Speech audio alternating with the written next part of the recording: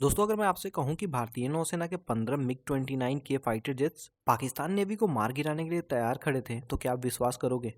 हाँ दोस्तों, यह कोई कल्पना की बात नहीं है, बल्कि इंडियन नेवी के वाइस एडमिरल का बयान है। नमस्कार दोस्तों, स्वागत है आपका हमारे चैनल रणनीति पर। और आज हम बात करने वाले हैं एक ऐसे मिलिट्री ऑपरेशन की जो पूरे साउथ एशिया के जियोपॉलिटिक्स को हिलाकर रख दिया था। यह है ऑपरेशन सिंदूर की अंदरूनी कहानी, जहां भारतीय नौसेना ने पाकिस्तान को अरब सागर में इतना घेरा था कि उसकी नौसेना अपने ही तटों को छुपने के लिए मजबूर हो गई थी।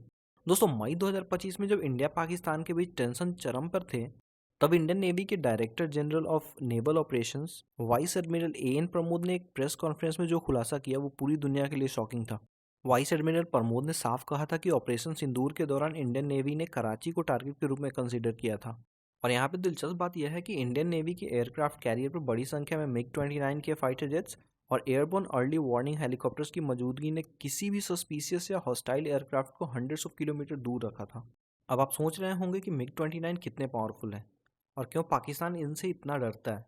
तो दोस्तों, ये सिर्फ कोई ऑर्डिनरी फाइटर जेट्स नहीं है, बल्कि ये कैरियर बेस्ड नेवल फाइटर्स हैं जो किसी भी टाइम पर किसी भी टारगेट को प्रिसाइजली हिट कर सकते हैं। रिसेंट रिपोर्ट के अनुसार इंडियन नेवी के मिग-29 के jets rampage air launch ballistic missile से आर्म्ड थे। उन्होंने पाकिस्तानी मिलिट्री को इतना नर्वस कर दिया था कि पाकिस्तान एयरफोर्स को F-16 फाइटर जेट्स को कराची के पास डिप्लॉय करना पड़ा था। यह ऑपरेशन सिर्फ मिलिट्री डेमोन्स्ट्रेशन नहीं था दोस्तों, बल्कि एक क्लियर मैसेज था। इंडियन नेवी के करियर ग्रुप ने मिग-29 के साथ मिलकर पाकिस्तानी एयर एक्टिविटी को डिटर किया और अरेबियन सी में कंप्लीट डोमिनेंस एस्टेब्लिश किया था।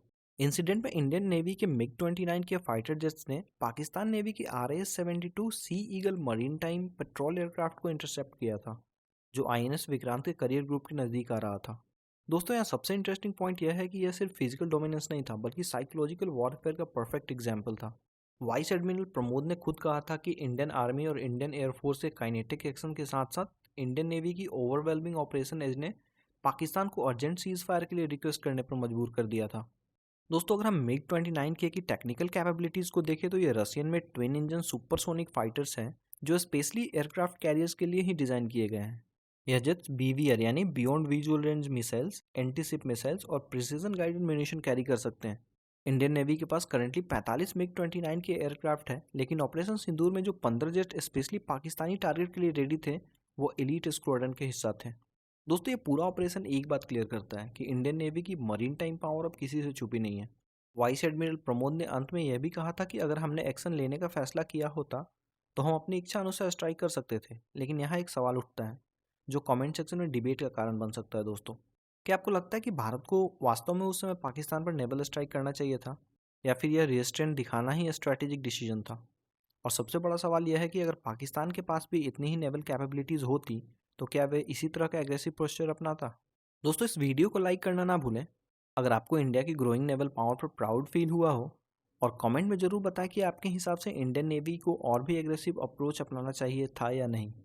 मैं इस इंटरव्यू का वीडियो लिंक डिस्क्रिप्शन में डाल दूंगा, आप चाहें तो चेक कर सकते हैं। अंत में मैं यही कहना चाहूँगा कि प्लीज़ हमारे चैनल को सब्सक्राइब कर दें, क्योंकि हम ऐसे ही डिफेंस और जियो पॉलिटिक्स से रिलेटेड न्यूज़ लेकर आते रहते हैं। मिलते हैं अगली वीडियो में, तब तक के लिए जय हिंद।